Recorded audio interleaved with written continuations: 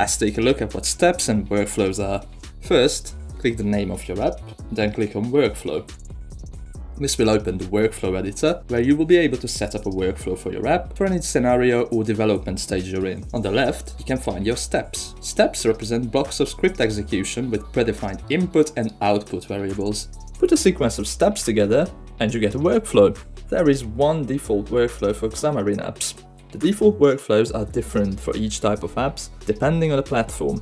Most of the time, a build is made up of a single workflow, but you can change this. This one here is the primary workflow for a Xamarin app. It includes the NuGet restore step, which installs your Xamarin app's dependencies, and the Xamarin archive step.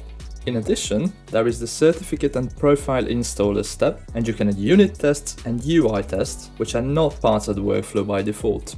Whenever you need to, you can delete them, rearrange them, or simply add new ones. If you click on the plus sign, you can see the step library, all filtered according to the platform you're working with. You can also switch to a non-platform specific view by clicking all. Here, you can browse between all the different types of steps: test, deploy, notification, utility, or you can search for a specific one. For example, Slack. Once you've found it, you just click it and it will pop up in your workflow. In the same way, you can add UI and unit tests, which are not part of the workflow by default. Unit tests of Xamarin apps can be run with the NUnit runner step, should be added after the NuGet restore step. As for UI testing, we recommend using the App Center upload and schedule tests step. This step should be added after the NuGet restore and the Xamarin archive steps. If you can't find the step you're looking for, you can always create your own. They're all open source, so knock yourself out. Let's try configuring some steps. How about we take a look at the Slack step? If you click on it, all of its input variables will appear to the right. Steps have two kinds of inputs: required and optional. If any of the required inputs do not have valid values, the step will fail. You can also get more information about an input by clicking on it. Environment variables, or envars, can be used as step inputs as well.